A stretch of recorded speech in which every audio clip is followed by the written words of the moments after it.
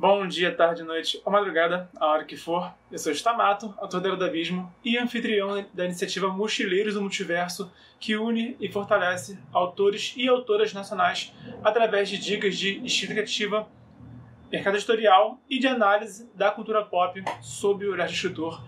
Hoje eu vou falar dos querubins da saga Filhos do Éden, da tetralogia angélica, o material de referência que eu usei principalmente para o conteúdo desse vídeo. É esse livrão aqui, do Universo Expandido, que foi feito pelo Spor, foi escrito pelo Spor e ilustrado pelo André Ramos. Mas eu também li, obviamente, toda a tetralogia angélica, a Batalha do Apocalipse e a trilogia Filhos do Éden. E os querubins são muito importantes para a história, porque o Ablon, que é o primeiro herói do primeiro livro, ele é o primeiro livro publicado, né, no caso, a Batalha do Apocalipse. O Ablon, ele é um querubim, e depois nós temos outros querubins também muito importantes, principalmente o Daniel e o Urakin. São dois querubins que são muito ativos, são muito participativos na história, não são os únicos, eu vou citar aqui alguns outros além deles, mas esses três são os que a gente vê por mais tempo nos livros. Então, assim, eles são um elemento muito importante para a cosmologia dos Filhos do Éden, para o universo da Batalha do Apocalipse. E eu vou falar aqui sobre a inspiração que o Spor teve, o histórico dessa casta angélica, da aparência deles, do comportamento, da habilidade, da cultura deles, enrolei, das regiões que eles habitam, as relações deles com as outras castas, e também vou citar no final os querubins mais notáveis. Então, começando, a inspiração do Spor para criar os querubins dos Filhos do Éden, eu tinha aquele livro do lado, basicamente ele usa muita referência de soldados, de guerreiros, de centuriões, sabe? Ele, com certeza, tem muita pesquisa também do folclore, do mito, da religião, né? Como que cada ser, cada entidade, cada tipo de anjo é representado também na religião, né? No mito, mas ele também, no mito no sentido de mitologia, sabe? Não é questão de se existe ou não existe, isso aí cada um acredita no que quiser, mas tem essa questão do mito, né?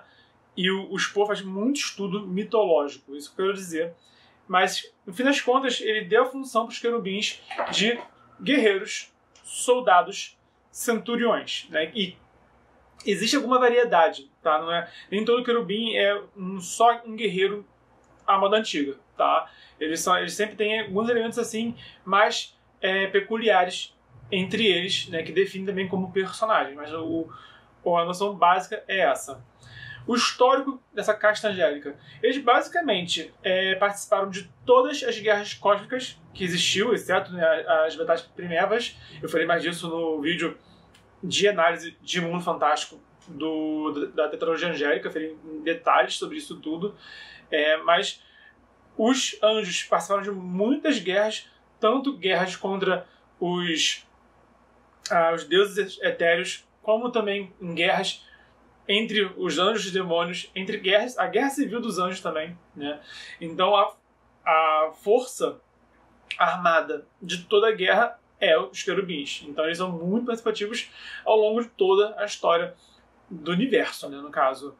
E antigamente eles ficavam no quarto céu, era a base deles, era onde eles ficavam assim, o centro de operações deles, mas veio a guerra civil entre Miguel e Gabriel, e isso dividiu a casta. De um lado, os rebeldes foram para o primeiro céu, e os legalistas, né, os rebeldes que apoiavam Gabriel, foram para o primeiro céu, e os legalistas que apoiavam Miguel foram para o quinto céu, e o quarto céu, que era antigamente a base dos querubins, se tornou um campo de guerra, um eterno campo de batalha que eles disputam para tomar de volta, né, o centro de operações deles.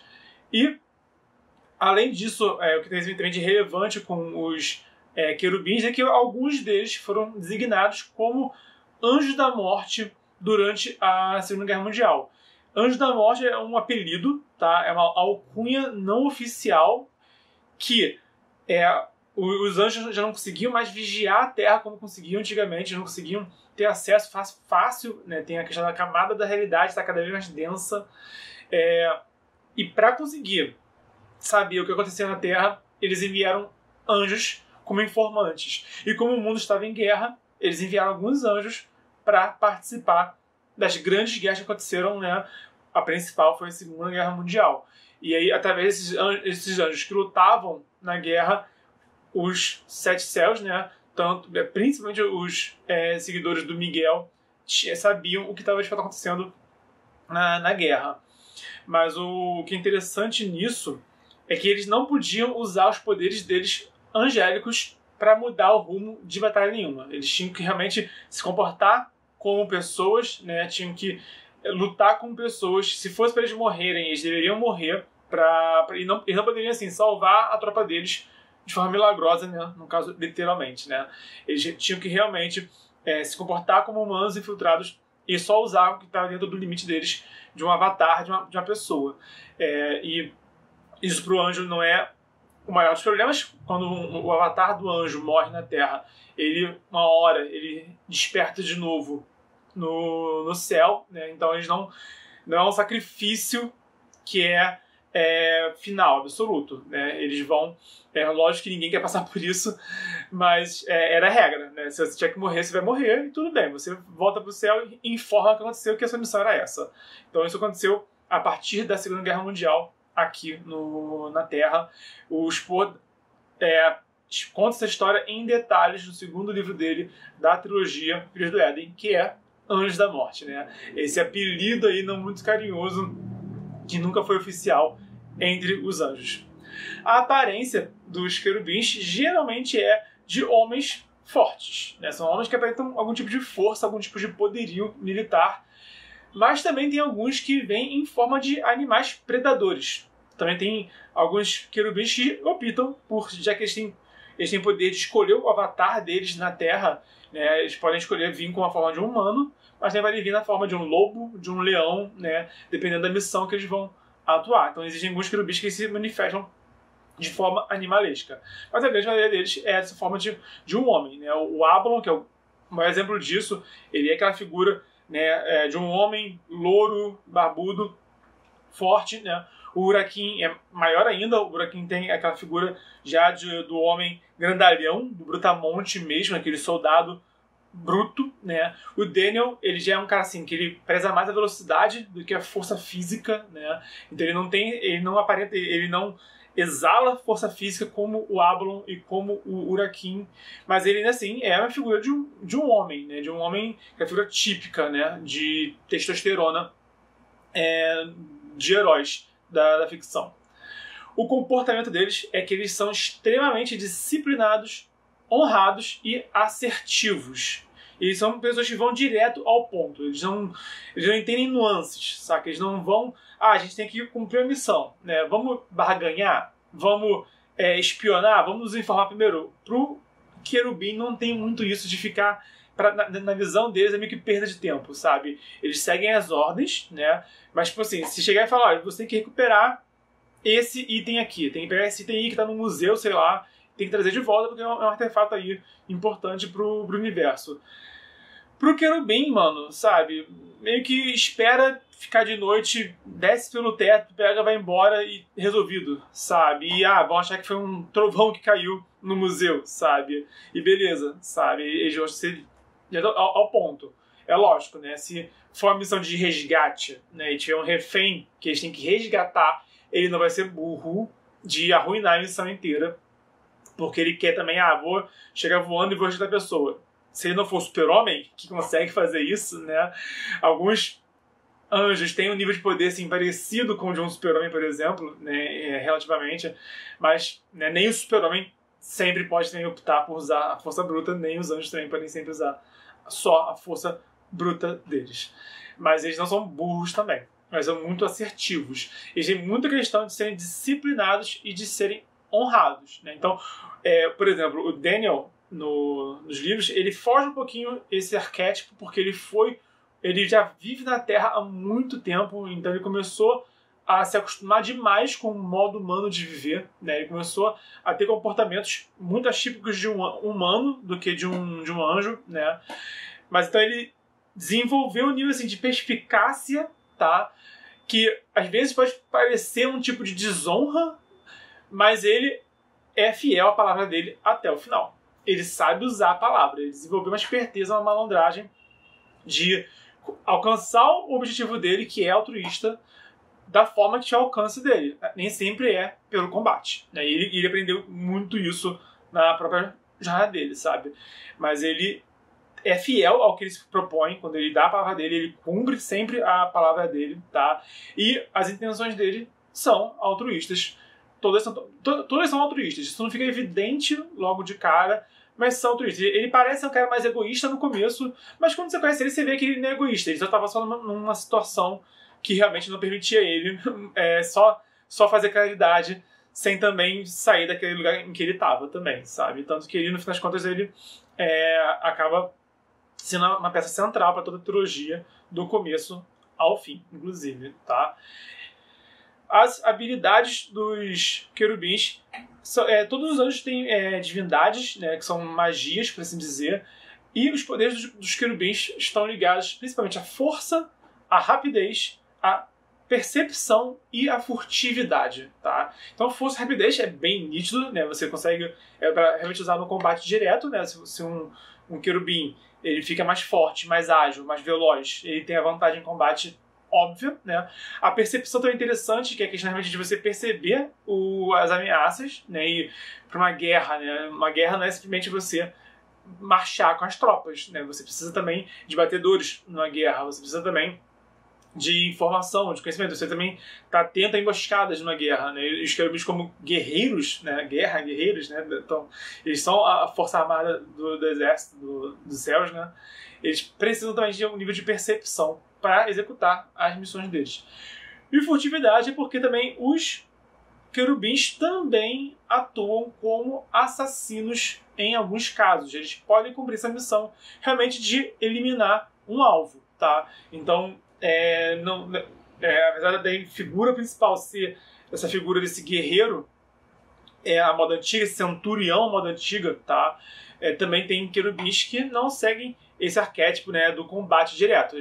Tem muito querubim que tem essa visão de missão dada é missão cumprida, né, do jeito deles. Então, se ele precisa também usar um tipo de missão que exige ele muito mais furtividade e percepção, o querubim está pronto para esse tipo de missão também, uns mais do que os outros, né? Até no livro, como eu falei, né? O Urakin, que tem mais o arquétipo do Brutamonte, e o Daniel, que tem mais o aspecto da velocidade, você imagina qual dos dois sai melhor, né? Na missão de infiltração, por exemplo, né?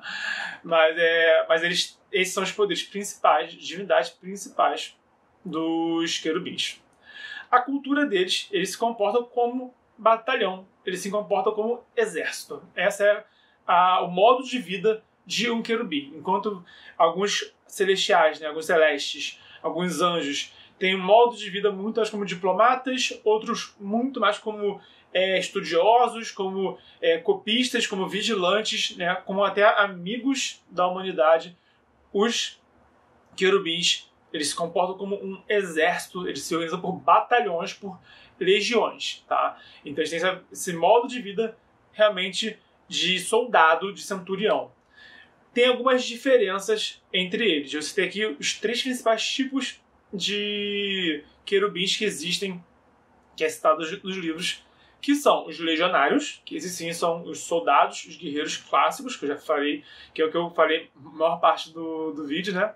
Tem os erelins, que tem um arquétipo mais de sentinela, eles são mais frios, até mais disciplinados, mais calculistas, mas eles podem ficar, assim, séculos sem se mover, né? Porque a missão deles é ficar vigiando, aquela figura, aquele soldado britânico, né? Com aquele chapéu estranho na cabeça, né? Eles conseguem ficar realmente vigiando por tempo indeterminado. Então eles são mais sentinelas, né? No sentido de proteger, de vigiar, né? E não tanto de tropa, não tanto de avançar na guerra.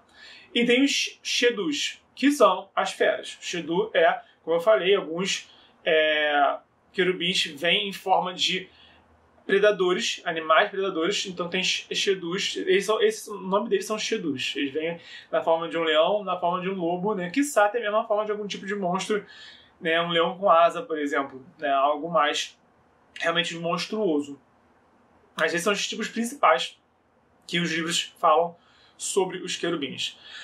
As regiões que eles ocupam, eu já falei, né? No começo era o quarto céu, agora é o primeiro e o quinto céu, tá? E o quarto céu se tornou um campo de guerra. Também é válido falar que tem muito anjo que tá na Terra, né? O Daniel e o Ablon, né? Os dois estavam na Terra no começo no ponto que a gente começa a acompanhar a história deles, né? Eles foram soldados celestes, né? Eles lutaram em guerras contra os deuses etéreos, por exemplo, sabe? Mas eles já estão na Terra há tempo demais, por exemplo. Então também tem vários anjos que estão na Terra, né? Mas são poucos, né? Tem algumas castas celestes estão em maior número na Terra, né? Querubim tem pouco, né? Mas tem alguns, como o próprio Avalon, o próprio Daniel. De certa forma, o próprio Urakin, né? Ao longo da trilogia Filhos do Éden, ele passa a passar, né?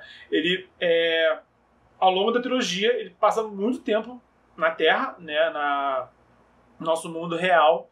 Então, ele também, ao pouco, vai também flexibilizando o modo de vida dele, a visão de universo dele também, tá?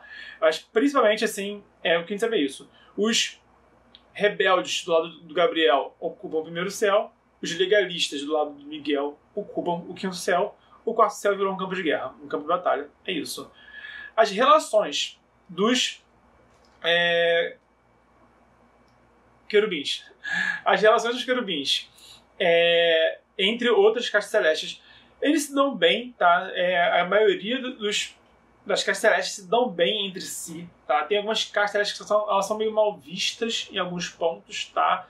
Os livros não chegam assim a definir padrões. Tipo, os querubins, eles gostam dos Zofanins, eles não gostam dos Hashamarins. O livro não dá esse tipo de informação. Então, no modo geral, a gente percebe que o querubim, ele se dá bem com outras castas, mas eles não se misturam tanto, tá? Eles cumprem missão juntos, mas tem muito essa visão de, mano, a gente não é amigo, a gente tá cumprindo uma missão juntos, né? Tanto que o começo da história é do filho do Filhos do Éden, tá? Eu tô apontando muito aqui, tá? Não dá pra ver muito bem, mas tá aqui o livro. O prólogo, né, dos Filhos do Éden é o Urakin e o Levi, né? O Levi, eu esqueci qual que é a casta do Levi, que tem tempo que eu não li, mas os dois, o lance deles é que eles têm uma missão em comum. Eles estão no mundo, na Terra. O Urakin, ele quer partir para ação. Ele acha que ele está já tempo mais parado. É o Levi, ele é um Ofanim.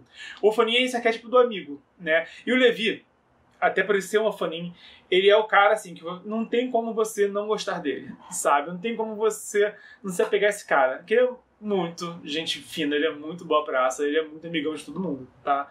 Mas tu vê que é aquele arquétipo, né, do Urakin mais cabeça dura, meio esquentadinho, e o Levi mais leve, né? O Levi mais diplomático, o Levi mais, não, vamos, né, com calma aqui. E o Levi é muito compreensível, né? Até demais, sabe? Então os dois acabam formando esse tipo de amizade, né, que eles gostam do outro, mas isso é desenvolvido com o tempo. No momento inicial, a quinta lá de não, cara, vamos pra essa guerra, essa missão, vamos voltar pro céu e bola pra frente. Se mandar a gente pra uma missão de novo amanhã, beleza, se não também, beleza também.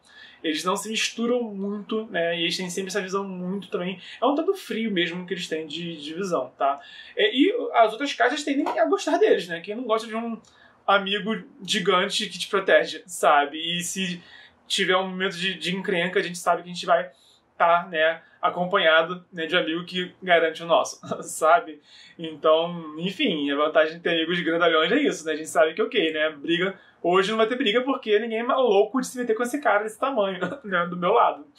Então, eu imagino que a maioria, não todas, mas a maioria das castas acabam apreciando a companhia de um tipo de aliado, um tipo de possível amigo que é mais assertivo, né? Que é mais também até assim, mais prático, sabe? Mais mão na massa do que é a maioria, que não também fica perdendo tempo, não fica também se delongando nas missões.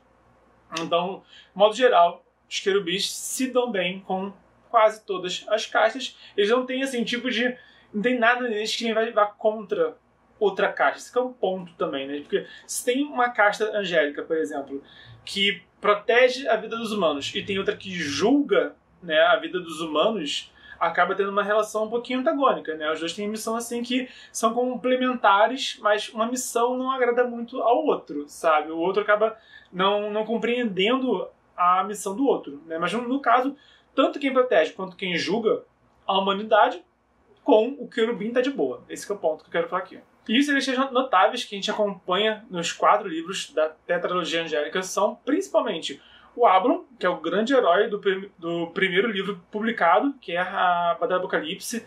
Ele é ele serviu Miguel por muitos anos. Ele foi o grande herói dos querubins por muito tempo, sabe? Ele cumpriu missões muito importantes para a história do universo ao longo do tempo, mas teve um momento que ele ficou meio desacreditado da causa angélica e ele também se absteve, ele se renegou, tá? Então ele é um anjo renegado, mas ele, de todos os renegados, ele era o anjo com a maior patente que tinha, ele é o anjo com a maior patente que se rebelou e que agora vive na Terra meio que escondido, tá? Então ele tem essa chance dele. Ele foi um querubim, ele é um querubim, né? Ele é um querubim, ele serviu o Miguel por milênios, né? Mas algo aconteceu que fez ele ficar desacreditado. Tem a Ishtar, que ela era a segunda no comando do Ablon, tá? A gente sabe disso, a gente sabe que eles lutaram juntos e que os dois juntos eram assim implacáveis. Então eles eram meio que os dois maiores guerreiros que tinham nos céus, né? Lógico, né? Os arcanjos são mais poderosos do que qualquer anjo, né? Qualquer outro anjo, não importa, né? Mas das tropas celestes, o Ablon e a Ishtar eram, né, aquela dupla que não tinha pra ninguém. Eles realmente eram muito eficientes. O Daniel, que também é um renegado, mas que tem esse histórico de ter sido anjo da morte, enquanto os grandes feitos do Ablon foram no universo ao redor da Terra, né, e ele só passou realmente a habitar a Terra quando ele passou. Na verdade, ele passou a habitar a Terra quando ele veio para uma missão aqui, mas foi através dessa missão que ele começou a questionar os superiores dele, né? E a partir daí ele passou assim a viver na Terra realmente só quando ele se renegou. Já o Daniel, ele veio para a Terra em missão, ele era um tipo de querubim que atuava mais na guerra, ele teve a missão de ser um anjo da morte, e aí sim que ele passou a ficar na Terra mais do que em qualquer outro lugar. Na verdade, ele se tornou um renegado e não podia mais sair da Terra, que ele era um renegado, né? Mas os dois têm essa trajetória deles é diferente, sabe? Enquanto o Ablon passou uma parte do tempo no universo afora, os grandes feitos, né? Os grandes feitos... Na verdade, eu falei... Desculpa, deixa eu me corrigir aqui. Cronologicamente, pelo que os livros contam, o Ablon passou mais tempo na Terra, porque o Ablon está na Terra há milênios, tá? Mas os grandes feitos do passado do Ablon são principalmente nas guerras etéreas, nas batalhas contra os deuses etéreos, nesse tipo de missão para os celestiais. Enquanto para o Daniel, os principais fatos que moldaram ele são na Terra, principalmente como anjo da morte. É isso que eu queria dizer, né? Então, o Ablon foi meio que moldado fora da Terra, e aí passou a habitar a Terra e ficou aqui por milênios. E, sinceramente, parece que ele não mudou tanto assim, né, como ele era antigamente, enquanto ele viveu aqui na Terra. Enquanto o Daniel, né, os principais fatos dele são as missões dele como anjo da morte, e isso sim mudou ele drasticamente, tá, ao longo do tempo. Então o Daniel é mais humano nesse sentido, sabe? Ele é muito mais... O Daniel, o arquétipo dele é esse celestial, né? É esse anjo, mas que ele acaba sendo humano demais, né? Mais humano do que os outros anjos ao redor dele. O Urakin, que é esse guerreiro brutamonte, que acompanha também a trilogia Filhos do Éden, ele é secundário na história, mas ele, assim, dos secundários ele é um dos mais importantes, né? Ele é o único secundário que está do começo ao fim, na verdade. E tem a Varna também. A Varna, ela é o braço direito do Gabriel, né? O principal guerreiro, né? O principal soldado, a principal peça no tabuleiro do Gabriel, do arcanjo Gabriel, na guerra civil dele, é a Varna. Então esses são os 5 mais importantes que a gente encontra nos livros. Ablon, Ishtar, Daniel, Urakin e Varna. Comenta aqui embaixo qual que é o seu querubim favorito. O meu, sinceramente, é o Daniel, tá? Eu gosto muito do Ablon, mas o Ablon, justamente por ele ser muito super-homem, sabe? Eu fiz um vídeo dele aqui no canal, analisando o Ablon. Ele me lembra muito o super-homem, né? Então, é bacana ter essa imagem, né, desse ser superior, né, essa criatura semi-divina entre nós. É interessante pra caramba, mas tanto porque ele é muito herói clássico, e também porque, sinceramente, sendo brutalmente honesto, o Spor, ele não escrevia tão bem assim quando ele publicou a Batalha do Apocalipse. A escrita dele melhorou muito, muito, muito, muito quando ele passou a escrever a trilogia Filhos do Éden, né? O progresso, né? O aprimoramento do Spor é palpável, é nítido, é gritante, né? De um livro para o outro. Por conta disso também, acho que até acaba sendo mais fácil se apegar aos personagens. Tanto que eu lembro com muita clareza dos personagens do Espírito do Éden, tá? Eu lembro da maioria que a gente encontra no caminho, eu lembro, sabe, deles, tá? Mais do que na Batalha do Apocalipse. Essa é a minha visão pessoal. Então o Daniel acaba sendo o meu favorito, que ele é muito mais... Eu não sou exatamente fã desses anti-heróis que são muito espertalhões, são muito perspicazes e tal. Eu não sou grande fã desse arquétipo. Gosto, mas já tá ficando já muito sobrecarregado. Tem muitos heróis que são assim, muito espertalhões. Tem muito de Jack Sparrow, Deadpool, Homem de Ferro, né? Que acabam se destacando por serem espertos e por terem falas hilárias, né, na história, que é meio que o Daniel faz. Mas ainda assim, o Daniel, ele é muito criativo, ele é muito interessante, ele é muito carismático, né? E ele foi inspirado no Thiago Rex, que é irmão do Spor. E o Thiago Rex é um cara que é impossível você conhecer ele e não gostar dele, porque ele é um cara muito gente fina, sabe? Já tive a honra de encontrar com o Thiago Rex, tanto em eventos por aí, né? Lançamento do livro do Eduardo Spor, né? Foi quando eu conheci o Rex, na verdade. Já tive a honra de tomar um café com ele, inclusive. Né, a gente tem amigos em comum, então eu tive essa honra também. Quando eu cheguei a falar com ele rapidamente no aniversário do Gaveta, né, que eu também fui ano passado, retrasado, acho que foi ano passado, se não me falha a minha memória. Então, assim, é um cara assim, que não é meu amigo pessoal, tá? Mas é um cara assim, que é muito carismático. É aquele cara que você não tem como não gostar. Você convive com ele por 5 minutos, você já gosta dele. E eu sinto que ele foi inspiração pro Daniel. Se não me engano, rolou uma mesa de RPG e o Rex, ele criou o Daniel nessa mesa de RPG e depois o Spor usou nos livros dele, pelo que eu soube. É isso. Se não foi isso, eu sei que o Rex é inspiração pro Daniel, né? Mas se não me engano, é isso. Se não foi isso, realmente foi inspiração na personalidade, nos gostos os gostos nerd, né, que nós temos, né? Enfim. Então, eu acho que o Spor conseguiu passar esse carisma, né, do Rex no Daniel, apesar de que o Daniel é muito mais bad boy e o Rex é muito mais sorridente, né, e carismático, né? Ele não fica pagando de eu sou bad boy, eu tenho que manter minha fama de mal. Ele não é esse tipo de gente. O Rex é esse tipo de gente, o Daniel é totalmente esse tipo de gente. Enfim, como o Daniel ele é um dos personagens que ele é mais bem explorados, mais bem elaborados, ele acaba sendo o meu querubim favorito da Tetralogia Angélica. Comenta aqui embaixo qual que é o seu querubim favorito também. E deixa o seu like, se inscreve, ativa o sininho, compartilha na rede social. Lembrando que estamos no desafio 366 dias de escrita, vídeo de mercado editorial, escrita criativa e análise da cultura pop sob o olhar de instrutor, todo dia de 2020. Então, até amanhã.